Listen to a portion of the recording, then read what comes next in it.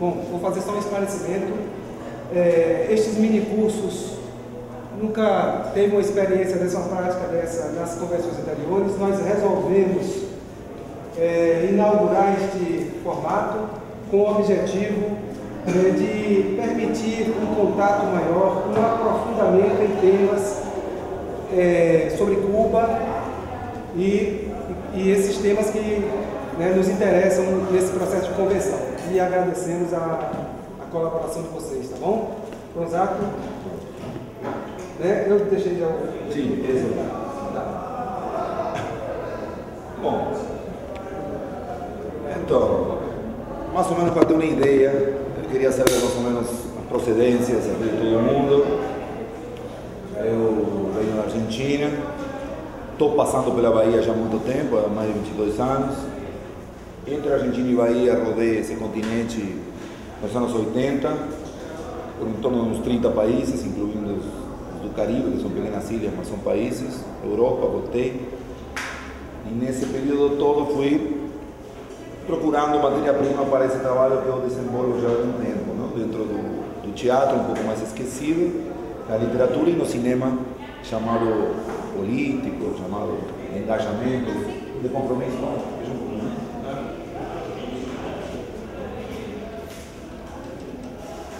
Então, esse é mais ou menos o meu resumo biográfico.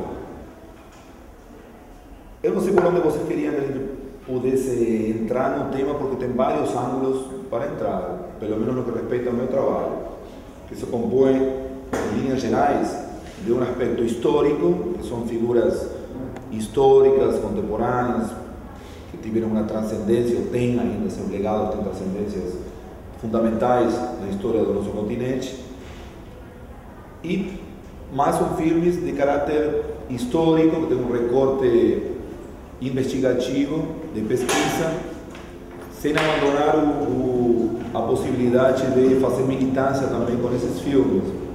Eu cito o Che, o de Salvador Allende, que falei agora, As Mães da Praça de Maio. Assim, em todos esses filmes, quando a gente está fazendo um recorte histórico de pesquisa, trazendo depoimentos naqueles anos, com os próprios atores sociais daquele tempo, ao mesmo tempo a gente pretende que isso serva não apenas para a academia, não apenas para historiadores, independentes, investigadores, sino para a militância, para muitos de vocês que estão aqui, ou todos praticamente, talvez, que estão na militância política, seja na organização, no partido X, mas essa é a ideia. A gente tenta, quando faz esse trabalho, não apenas que seja um trabalho para History Channel, para, digamos, um trabalho assim pasteurizado, né? Que serve, que não tem ruído o trabalho, entendeu? Tem que provocar uma coisa, não? Inclusive com polêmicas históricas, uma coisa. Então, por um lado tem isso, e por outro lado tem os filmes chamados, que se podem chamar de urgência, um pouco que eu estou vendo aqui, né, do vídeo popular também, né? Filmes que dizem respeito a temas urbanos ou temas rurais, os temas políticos, que são prementes, de premente tratamento hoje. Então eu tenho também essa vertente, não? Por um trabalho. Então a ideia é que os dois de alguma maneira se conjugam desses trabalhos. E por outro lado tem a parte mais ficcional, que eu não tenho tido ainda a possibilidade, o tempo, não? De propor um projeto de ficção que inclua também esses temas documentários também, mas tenho feito alguns curtas sobre temas históricos, os Canudos, aquele fotógrafo que falava, Pedro Berger, o descobrimento do Brasil lá na Coroa Vermelha. Esse trabalho já inclui uma equipe, então já é outra questão, e alguns deles em película, né? 2 desses 3 foram em película, um em 35 e outro em 16mm, não? Vocês sabem que tem um celuloide, hoje se trabalha mais em digital. Eu não sei, por isso eu quero saber por onde a gente vai, porque o sentido é abrir esse debate político, mas eu sei que aqui tem gente da rádio e TV, né? Tem gente da área audiovisual, mas eu acho que também conjuga uma questão política, né? Sim, então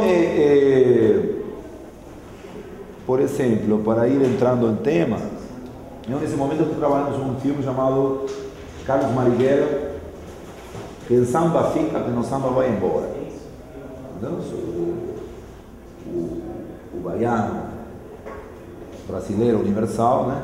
Carlos Marighella, serão 100 anos agora de nascimento, em dezembro, vai ter muita atividade, aliás, esse ano já está tendo muita atividade no sentido dos direitos humanos, né? Com as comissões de verdade e memória que está sendo criada em todo o país, tem aqui uma novela no SBT, que de alguma maneira é um espaço que traz depoimento no final, não sei se você conhece essa novela, né? No SBT, Amor e Revolução. Tem o Centenário de Marighella, como falei ontem no lançamento do livro, foi lançado agora um livro sobre Bacuri, que é uma figura que está enterrada pela história oficial. Então tem muita coisa esse ano nesse aspecto. Então, não sei se querem que fale um pouco disso, você quer fazer algumas perguntas, porque essa construção está muito nova, então ainda estou na fase de entrevistas, porque eu particularmente trabalho assim, eu não trabalho com roteiros, eu nunca fiz um roteiro. Então já as pessoas podem se sentir decepcionadas aqui, vamos falar de roteiro. Nunca fiz um roteiro para nenhum documentário. Faço, claro, para os curtas de ficção, aqueles que eu falei. Aí está tudo delimitado, está tudo como tem que ser, aí a aventura acabou no papel e um pouquinho de inspiração ou de como seria, de aspectos que podem surgir na hora, mas está tudo mais ou menos dentro do quadrado do que está já no papel. Já o documentário é uma aventura, né? É muito mais complexo, porque você se encontra com temas ou com falhas dentro dos temas que você esperava, que não são aqueles que você esperava, você tem materiais incompletos, que você tem que preencher de alguma maneira com outro tipo de suporte, que pode ser um jornal, pode ser imagem de arquivo, entendeu?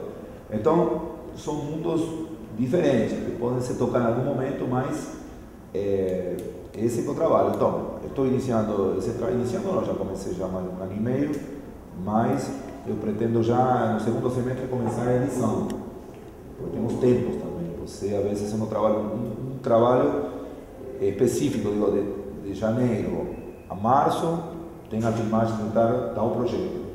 De março a junho é a pré-montagem, de junho a agosto é a edição para o primeiro corte. Depois vem as primeiras apresentações para ver os erros, entendeu? E por aí vai. Eu, infelizmente, não tenho condição de fazer isso porque não decidi montar uma empresa, não participo de um coletivo específico. Então, tudo que eu faço é quase que artesanal e individual. Apesar do trabalho ser utilizado por coletivos daqui fora do país também, em outros países do transito, essa é a mecânica que eu tenho. Então, eu posso explicar um pouco, falar a respeito do trabalho pessoal. Eu não posso sentar cátedra, como se diz, sobre como deve ser feito. Cada um inventa a sua maneira, não é? E como escrita, cada um escreve, cada escritor é um escritor. Eu um pouco trago isso dentro do que eu faço no audiovisual. Eu faço nos filmes da maneira que eu aprendi improvisadamente no teatro, na literatura. Eu quero dizer, minha formação é de teatro, direção teatral. Pós-graduação também em teatro. Eu trabalho muito em teatro. E talvez eu trago muito disso, da coisa do corpo a corpo, da preparação, dos erros humanos, de tudo que tem no teatro, né? E a produção, se alguém fez teatro aqui de maneira alternativa, sabe a que estou me referindo, né? Aquela coisa que é duramente construída por coletivos, por pessoas. Então, no documentário a gente faz também um pouco isso na hora de construir. Então, não tem roteiro, estava falando, né? Então, não tem roteiro porque que tem um grande tema. Então, dentro desse tema você especifica, eu particularmente comecei com um tema que já mudou dentro do filme Marighella, que era, eu queria partir, que eu venho com uma ideia antiga de trabalhar sobre Agostinho Neto na África, né? Porque é um poeta e um guerrilheiro, então eu procuro, como tem outros no mundo e teve, né? E então eu estava com essa ideia quando veio o tema do Marighella, veio o tema, assim, tem a efeméride, né? A gente tem que aproveitar esse momento, porque, como me dizia um amigo Tupamaro, né? Os Tupas, né? Do Uruguai, todo mundo conhece? Todo mundo, né? Os Tupamaros, o movimento guerrilheiro do Uruguai, urbano, né? Ele me dizia que as pessoas estão muito mais receptivas numa efeméride que quando não tem. Então você aproveita a mídia em geral, aproveita tudo, o espectro de atenção que a informação dá a esse tema, e você entra com o teu trabalho de alguma maneira no meio desse campo. Então a ideia era trabalhar sobre um Marighella poeta, certo? A partir disso, porque sabe que Marighella escrevia poesia, inclusive antes de estar na prisão, e depois tem livros sobre isso. E depois eu fui mudando, de fato o título era outro, era Vai Carlos ser Marighella na vida, né? Que é uma apropriação do Capinán, o poeta tropicalista, que ele se apropria dos versos de Drummond, que ele escreve para si mesmo, né? Vai Carlos ser Gauche na vida, né? Então, por aí ele pegou esse título, inclui dentro do poema dele sobre Marighella, o Capinán, e aí eu peguei, e com essa inspiração do título, que às vezes um título é importante, pelo menos eu trabalho às vezes um título dá luz para o que você pretende fazer, não é? E por aí começou o trabalho, só que depois os depoimentos não iam nessa linha, era raro você encontrar militantes da época, guerrilheiros. Então, esse é outro aspecto, porque Marighella preenche um amplo arco da história do Brasil, desde como deputado comunista, como militante do PCB, depois como constituinte, né, no ano 46, depois é casado e depois, em 67, entra na luta armada. Então, o que eu estou focando nesse documentário é mais o aspecto da luta armada, de 67 em diante, por vários motivos, entre os quais a dificuldade de achar aqueles militantes da época quando ele era constituinte, não? Esse período. E que também não é pelo qual Marighella é tão conhecido assim, não foi pelo seu passo. Claro que é citado isso, ele não é alguém que entrou na guerrilha de um dia para o outro, né? Teve todo um processo e teve uma ligação própria ao processo que ele desenvolveu, que ele ajudou a desenvolver, até o golpe em 64, e a partir daí ele começa a pensar que o caminho é outro e tem aquela dissidência dentro do partido. Tem gente que vai formar o PCBR e ele vai formar o ALN, né? Então aí a coisa foi mudando em função dos próprios entrevistados, para vocês verem só como um documentário pode ter pelo menos um trabalho que eu estou fazendo. E começou a se criar outro volume de informações sobre as quais eu tive que ir procurando novos depoimentos sobre essas novas informações. Entendeu? Então, por isso eu digo que o roteiro de um documentário político é muito, eu não sei como realmente é. Eu sei que os militares pedem, né? Os militares do Estado, você tem que delimitar tudo, entendeu? Dar de trabalho a um monte de gente que não tem nada a ver com o tema, são os produtores, aqueles que ganham dinheiro colocando projetos no Estado, né? Esse também é outro aspecto. Mas aqui ainda não se chegou a pensar que o documentário político tem outro custo que é bastante menor, pode ser menor, não precisa ter uma ampla gama de profissionais sindicalizados para fazer isso, assim, não existe isso, mas as pessoas continuam achando que na Argentina, por exemplo, está bem delimitado. O documentário político se apresenta 5 páginas, tratamento, mais ou menos qual é a ideia, não se exige praticamente nada. Mas isso veio de quê? Da pressão dos coletivos de imagem, dos coletivos de cinema político na Argentina, que pressionaram o Estado, a entidade que dá o recurso para isso, não? INCA se chamava, Cine Argentina, e se conseguiu isso. Então, os grupos de cinema militantes de lá conseguiram isso, coisa que aqui é difícil. Primeiro porque não se sabe onde estão os grupos, não se sabe, somos poucos, né? Ou os grupos não se articulam para isso. E, então, cada um está premente de suas responsabilidades, está com suas urgências, né? Assim, o país é imenso também, então esses encontros servem talvez para discutir esse tema também. Então, é isso. Então, o modelo inicial que eu tinha foi mudando e também há uma referência, apesar de ser um filme histórico, você tem que trazer, como dizia no início, links, ter ligações com temáticas atuais. Então, por exemplo, se em determinado momento você conseguir a anistia de alguém que esteve com Marighella, com o grupo, no contexto histórico, com informação importante, isso poderá ser incluído no filme. Né? Alguém que fale hoje, por exemplo, não sei se teve Perus, por exemplo, o cemitério de Perus aqui, houve investigações, se chegou a descobrir ossadas, né? Então, se você vai entrevistar alguém dessa equipe de antropologia forense que foi lá e tem um testemunho sobre esse tema, pode ser muito bem incluído no filme, entendeu? Se você está trabalhando um tema histórico. Aí depende do recorte que você vai fazer do seu trabalho.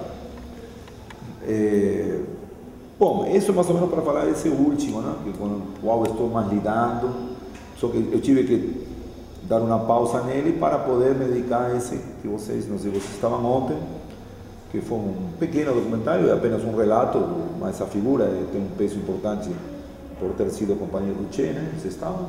Não. Alguém viu? Você viu? Então, é um trabalho simples, mas eu tinha um compromisso de apresentar aqui. Então vamos parar tudo e conseguimos o apoio do Estado lá na Bahia, que tem equipamentos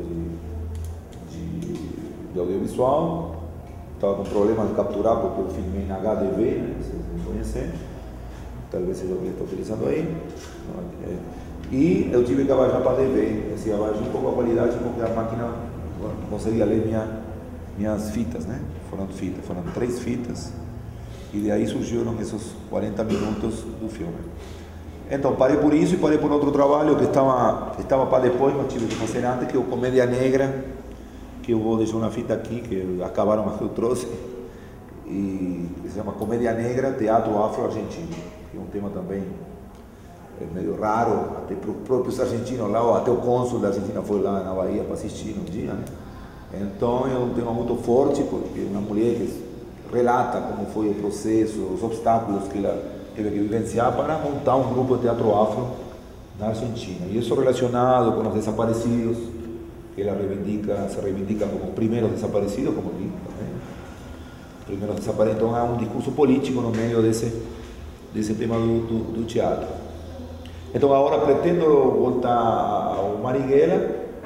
E eu acho que vai ser um trabalho interessante aqui para um público assim como vocês, né? Porque vai abrir debate, vai tocar alguns pontos que eu toco ali como tópico, porque nessa estrutura, nessa construção meio aleatória, assim, mas sempre com uma visão responsável do que você quer, você coloca seus focos, e justamente um dos meus focos é o foco guerrilheiro, tão falado, não? De Regis Debray, de Guevara, e como lidavam com essa expressão, chamado foco, né? Então, está por dentro, né? Aquela vanguarda revolucionária que tem que organizar aquele espaço de ataque, de resistência, para incentivar a população a ir atrás disso.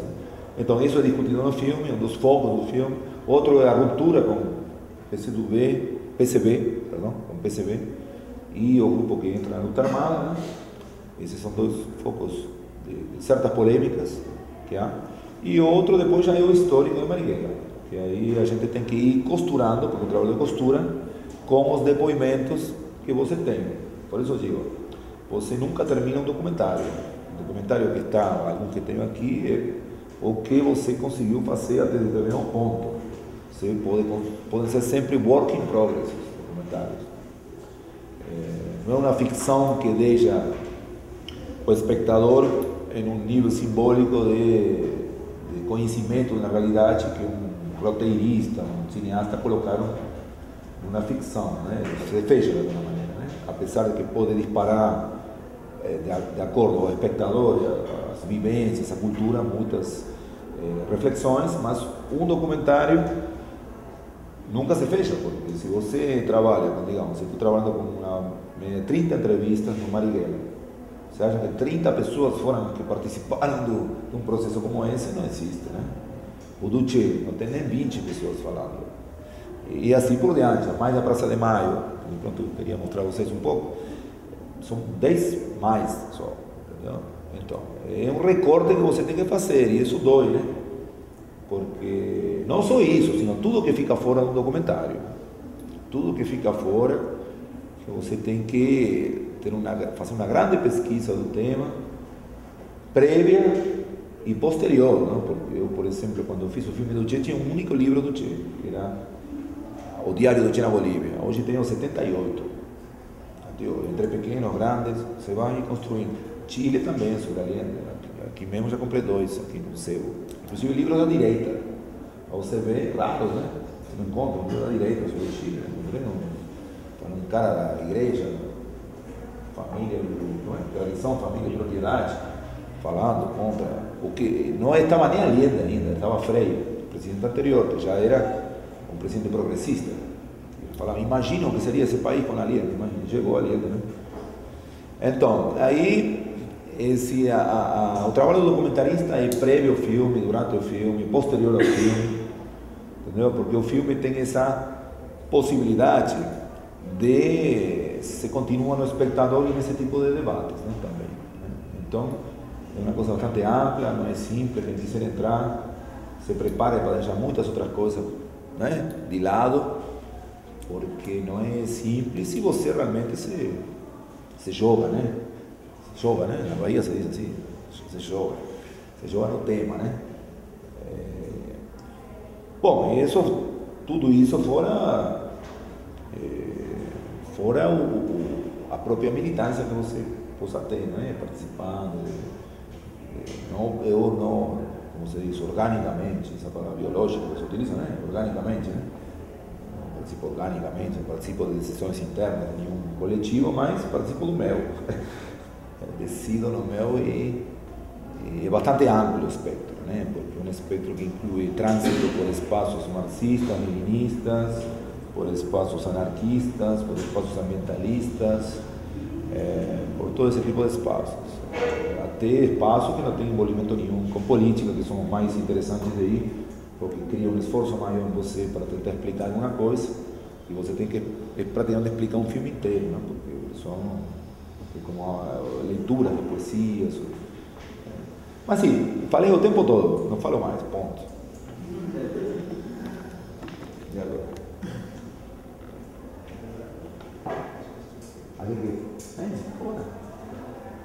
Então, sim. Esse último caso, né? Você está fazendo o caso da guerra, você precisa de autorização da família, do descendente, esse é um interessante. Você falou de Marighella? Não. Do caso da Marighella, que você está fazendo atualmente? Não, a Marighella tem muita gente fazendo, especialmente a família está fazendo. Se não me engano, é a sobrinha de Clara Scharf, né? A Isa Ferraz, que é uma cineasta. A cineasta tem feito aquele sobre Darcy Ribeiro, uma sequência de filmes. O povo brasileiro, uma coisa assim.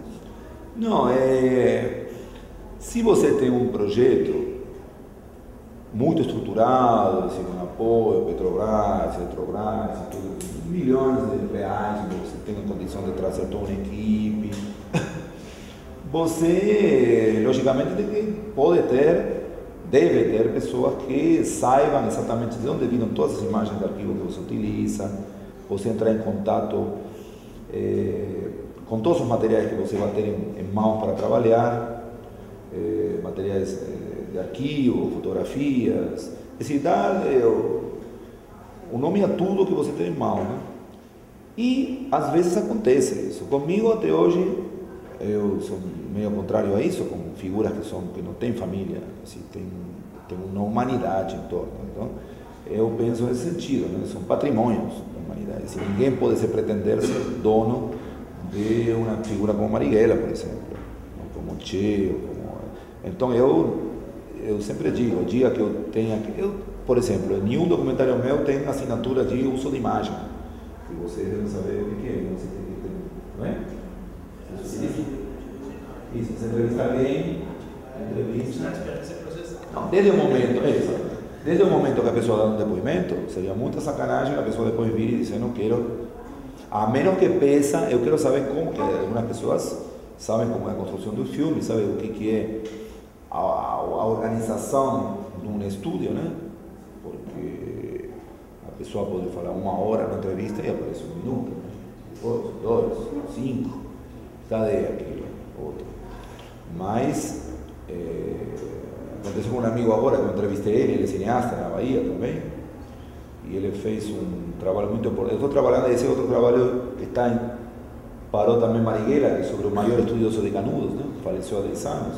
Vamos lançar agora em julho, e ele tem uma entrevista de 45 minutos com ele, eu falei outro dia, só utiliza 1 minuto. Mas agora, com os 10 anos da morte dele, vai pegar os 45 e vai fazer alguma coisa. Mas aí, ele me comentava uma coisa muito interessante, né? Que teve um pesquisador que ele entrevistou, que ele disse assim, eu dou entrevista, mas eu não quero corte nenhum.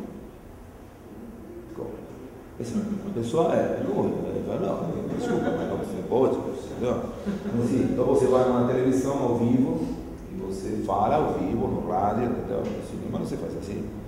E a gente dava risada disso, não? Porque tem gente que exige, né, um recorte específico no filme. Então eu falaria a essa pessoa, bom, então vamos trocar de papel. Você senta no estúdio e fica meses estudando os outros depoimentos.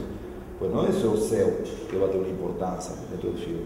O seu pode ser relativizado, pode ganhar, inclusive, discurso em função dos outros, né? Eu particularmente trabalho por blocos de temas, né? Sem cartelas, nunca utilizo cartelas, nem voz off. Assim, não trabalho como o locutor, que explica, né? Eu não utilizo esses dois, não porque seja assim, extremamente contra isso, não? Basicamente entendo que os documentários que a gente faz, pela própria estrutura, podem ser feitos construídos o lineamento, o percurso com os próprios protagonistas falando. E aí que fica mais complexo. Por isso que eu falava antes, quando o material fica completo, você pode entrar até com um texto que explique aquilo que você não tem no depoimento de ninguém, você entende? Então você coloca uma foto, você coloca algum mapa, coloca algum tema e a pessoa explica.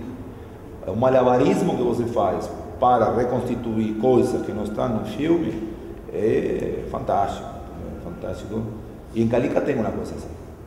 Se você vê bem, tem um momento que eu tenho que pular todo um período e aparece uma foto do Che prisioneiro. E depois teve um diálogo com o editor, porque será que o pessoal vai pensar que essa foto é a que viu Fidel? Porque em seguida se fala, se você está falando do Che, que chegou ao ministério em Cuba, foi a grande figura, não? Que convida o Calica para ir, ele diz que não vai, pois ele não queria viver naquela época num país com essas carências todas, não? Que era um cara, o Calica é um cara de vida boa e tudo, não? Mas foi um grande amigo do Che, né? Por isso o Che mandou uma carteira de presente para ele, né? Que ele fala, deve ser uma ironia de Ernesto, né? Você gosta de dinheiro, né? Você gosta de dinheiro, então. Mas aí, depois do processo do Che em Cuba, passamos rapidamente a morte dele. Se não se fala em Congo, e já entra em Bolívia, né? E não se fala em todo um processo de largar um espaço burocrático, se em Cuba é menos, ainda, infelizmente também há de tudo, até em Cuba, né? Ele larga isso porque não podia conviver dessa maneira. Tinha um cara de ação e não podia estar atrás de um escritório. Então ele vai à África, vai à Bolívia e aí termina. Então há um arco rápido que passa para uma foto dele, com uma música, e seria uma passagem de tempo. Só que em seguida, Calica diz que a foto foi levada a Granado para se certificar da morte do Che. Mas a foto que se viu antes é a foto dele prisioneiro, não é a foto dele. Mas eu tinha que entrar de alguma maneira naquele, chegar a foto quando ele está morto, que vem depois. Então era uma ideia de criar um processo de sequência de sentido. Então tem esses, e não havia outra maneira, porque um filme feito com uma única entrevista, então você não tem para onde ir, você não tem outro, tem aqui uma entrevista, você olha os papéis, que não tem aí um mapa, né? Tem alguém que falava daquele momento que ele foi para a África, não tem. Então, e como é um filme de uma pessoa só, não tem como incluir nada. Então, eu não sei, é mais ou menos isso que estava falando, mas voltando ao tema da família, eu sou dessa ideia claro que se uma pessoa que não tem uma dimensão dessas, se você, claro, tem que chegar e saber como seria, e agora nunca, os trabalhos foram sobre essas figuras todas, né? Mas é um tema importante isso, não? Saber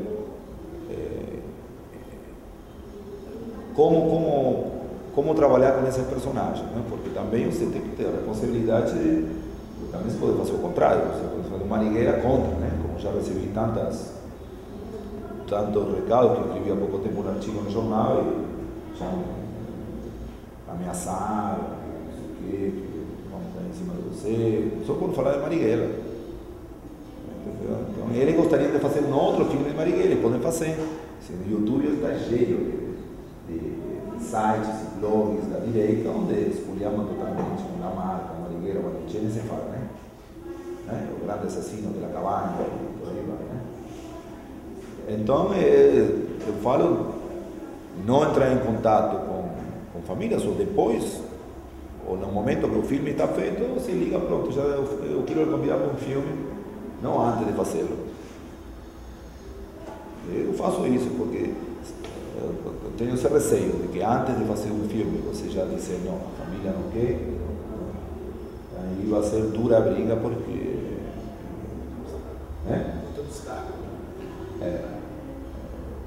Eu acho que não deveria haver direito sobre isso. Eu mesmo, minhas imagens são utilizadas, além de ser vendidas no DVD, milhares de DVDs já vendidos por aí, são as imagens que estão dentro, né? Eu tive um probleminha assim com o Patrício Guzmão, se você conhece, Patrício Guzmão, fez a Batalha do Chile, porque utilizaram algumas imagens de arquivo do filme. Todo mundo utiliza, todo mundo. O bombardeio da Moneda, o tanque, aquele que quis fazer aquele golpe, todas essas imagens, discursos da Allende, né? E quando o filme estava pronto, eu fui a Santiago de Chile, lancei lá, mas eu fui para fazer um pré-lançamento porque faltava uma entrevista, tá vendo? Para completar. E eu tive que ir a Chile só para entrevistar aquela pessoa, voltar, depois ir de novo. Entendeu? E tudo isso vendendo filmes. Recurso para eu viajar, sair dessa mesinha que está por aí. Que as pessoas às vezes não têm, sair também disso. Tem algum apoio, 50, 500 no sindicato, junta aqui, junta lá e vai juntando e vai fazendo isso. É assim que é feito isso. Porque você vai e volta, uma empresa, nada, uma empresa nenhuma. E então essa pessoa era o alcaide, ou digamos o prefeito de Valparaíso na época, um senhor que estava quase com 90 anos, e dá informações importantíssimas no filme. Então eu fui lá, liguei para, entrei em contato com o Patrício Guzmão, foi difícil, e ele não gostou de ter sido utilizado essas imagens, aí eu circulando, entrei em contato com diversas organizações, né? Falaram, não, essas imagens não são de Patrício Guzmão. Como assim? Está no filme A Batalha do Chile. 1 milhão de pessoas que filmaram, só ele, o diretor do filme, o material, ele. Além do mais, um discurso pode ter sido tomado de diversos ângulos. Quem é que autora essa imagem?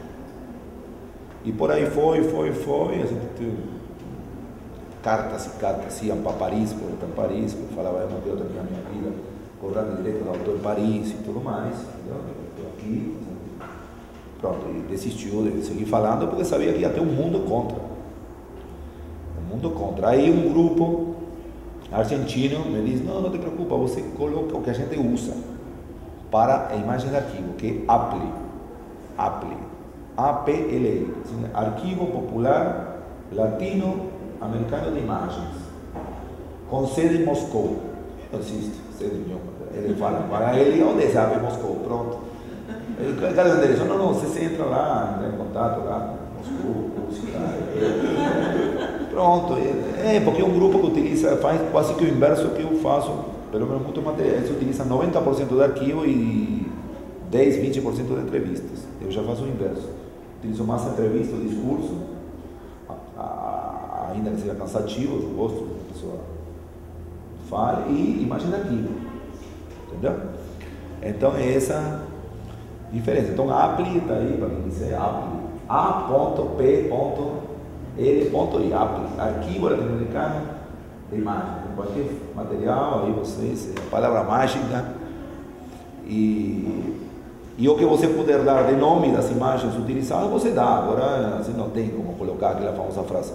Foram feitos todos os esforços, não?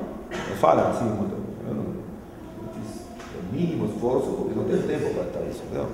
Claro, é importante que as pessoas tenham esse material. Bom, vocês querem ver algum... Vamos dizer que você se autofinancia para a construção dos seus documentários, né? Sim. Independente dos canais que você utiliza, né? Mas assim, os trabalhos gerais, assim, em média, não sei se você tem um cálculo, uma média de quanto é um gasto, por exemplo, de ter uma média dos filmes, do quanto você gasta para produzir esse filme. Então, por exemplo, Mapuche, os filmes na Bolívia, etc, né? Então, qual que é mais ou menos, se você tem uma média, você sabe qual que é o gasto que cada um teve, somando tudo, telefonemas e tudo mais que pode acontecer. E o segundo ponto, você falou que você trabalha muito com relato mesmo, na entrevista, o relato falado, que você valoriza muito. Eu também gosto muito, né? Mas pensando assim no processo, no foco do espectador, né? Se isso não seria prejudicial no sentido que a imagem hoje, a palavra falada já não é mais uma coisa assim, principalmente para as gerações mais jovens e até mesmo pessoas que não estão assim muito conectadas com os assuntos, né? O quanto isso poderia deixar de atrair esse público e se isso é uma preocupação sua também, se você já pensou isso ou se não tem preocupação com isso. Sim. Bom, o primeiro tema, eu estava em Goiânia o ano passado, estou indo agora de novo, amanhã, para outro encontro, estudantes de história, vamos passar o filme do Che, para fechar um encontro com esse filme, uma palestra sobre o Che, mas o ano passado eu estava lá e eu vi um cartaz que dizia assim, não é? Cine de baixo custo. Eu falei, isso está errado, como assim? Bom, pelo menos no meu sentido está errado. Uma coisa é baixo custo, outra coisa é baixo orçamento. Os filmes são de altíssimo custo, eu acho que não tem como pagar, eu mesmo não teria nem como pagar cada filme que eu fiz aí. Grande Getúlio é um grande militante baiano e acompanha todo o meu trabalho, não só meu, de muita gente que filma, um arquivista. Pode entrar, Getúlio, obrigado. Você vai ver o nome dele, é muito filme. Tem aquela questão do baixo custo e do tema do orçamento, né? Porque isso, como não há uma planificação específica, aí já estou tentando responder essa a mesma pergunta.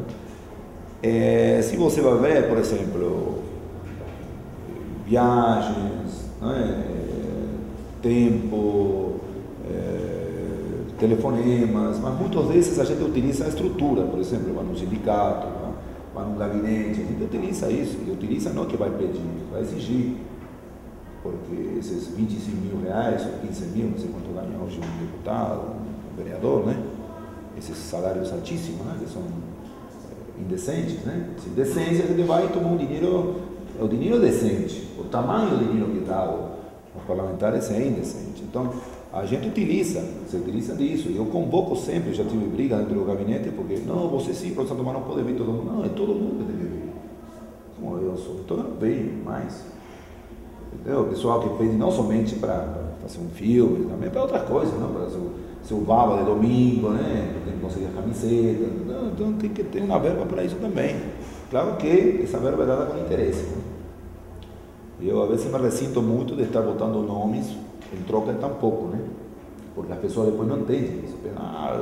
Aquele filme que o deputado tal ele contratou para fazer, apareceu o nome de um deputado, né? Um partido da esquerda tem recursos, né?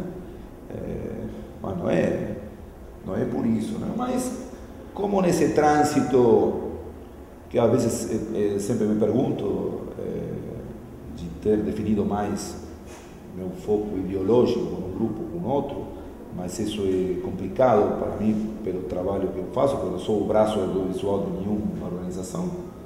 Eu, como gosto desse tema da palavra, acredito ainda nessa palavra, então você tem que se relacionar com todo mundo, né? Então aí isso me cria um pouco esse risco de você se autodefinir dentro de um grupo, né? Ou dentro de uma maneira de fazer, porque como eu estou fazendo esse trabalho agora de Manigueira, assim na marra, por exemplo, esse de Calazans, que José Calazans é o pesquisador de Canudos, que estava falando do trabalho que estamos aguardando um recurso. E até agora eu fiz o filme como se fosse um filme político. Assim, eu estou fazendo um filme entrevistando acadêmicos da Academia de Letras, do Instituto Histórico, assim, pessoas do mundo do Jada 5, né, como o pessoal fala, da Academia de Letras, né, com uma perspectiva de um filme político, com uma construção de um filme militante, feito sem nada. Então não é assim. Então esse filme só sairá quando esse pessoal se digne a... que também não pedi nada, nenhum permisso à família. Mandei um e-mail para a filha dela, dizendo, eu quero entrevistar você, porque estou fazendo um filme sobre seu pai. Aí podia ter vindo, e quem autorizou você? Não, fazendo um filme sobre seu pai. Adorou a ideia, a mãe dela mora na Barra, na Bahia, fui lá, e ela sempre está preocupada, ela quer ver a entrevista, mais uma coisa dela, porque é uma pessoa um pouco tímida, que sabe o que ela falou, o que ser feito. Eu expliquei eu mesmo, olha, eu vou lhe dar um CD com sua entrevista. Agora, isso não quer dizer que tudo isso vai estar no filme. Entendeu? Então, nesse sentido, é bom. Aconteceu também com uma sobrinha de Jorge Amado, com outro trabalho. Não me lembro bem. Eu queria incluir um filme sobre Caramuru.